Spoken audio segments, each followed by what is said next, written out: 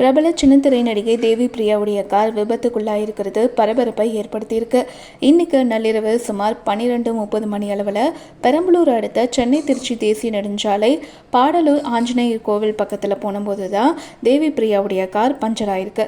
இதையடுத்து காருடைய டிரைவர் சென்னை ஐயப்பந்தாங்கல் பகுதியை சேர்ந்த முத்து கணேஷ் அப்படிங்கிறவரும், நடிகையுடைய அசிஸ்டன்ட் தேனி மாவட்டத்தை சேர்ந்த திவாகர் அப்படிங்கிறவரும் பஞ்சரான காருடைய டயரை மாற்றிட்டு இருந்தபோது பின்னாடி வந்த அடையாளம் தெரியாத வாகனம் மோதியதில் தூக்கி வீசப்பட்டு ஓட்டுநர் முத்து கணேஷ் சம்பவ இடத்திலேயே உயிரிழந்திருக்காரு.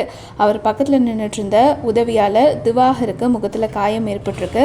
நடிகை தேவி பிரியா கொடுத்த தகவல் பேரில் சம்பவ இடத்துக்கு வந்த போலீசார் இறந்த முத்து கணேஷ உடலை கைப்பற்றி பிரேத பரிசோதனைக்காக பெரம்பலூர் அரசு மருத்துவமனைக்கு அனுப்பி வச்சிருக்காங்க.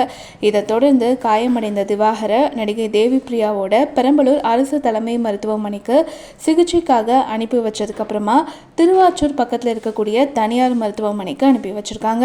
தொடர்ந்து சம்பவ இடத்துல பெரம்பலூர் உட்கோட்ட துணை காவல் கண்காணிப்பாளர் ஆரோக்கியராஜ், காவல் ஆய்வாளர் கயல்விழி உள்ளிட்டோர் ஆய்வு செய்த நிலையில நடிகை கொடுத்த புகார் பேரில் விபத்து தொடர்பாக போலீசார் வழக்கு பதிவு செஞ்சு விசாரணை நடத்தி வராங்க. சொந்த ஊருக்கு போயிட்டு இருந்த சின்னத்திரை நடிகை தேவி பிரியாவுடைய கார் பெரம்பலூர் பக்கத்தில் விபத்துக்குள்ளாகி அவருடைய ஓட்டுநர் உயிரிழந்த சம்பவம் பெரும் பரபரப்பை ஏற்படுத்தியிருக்கு.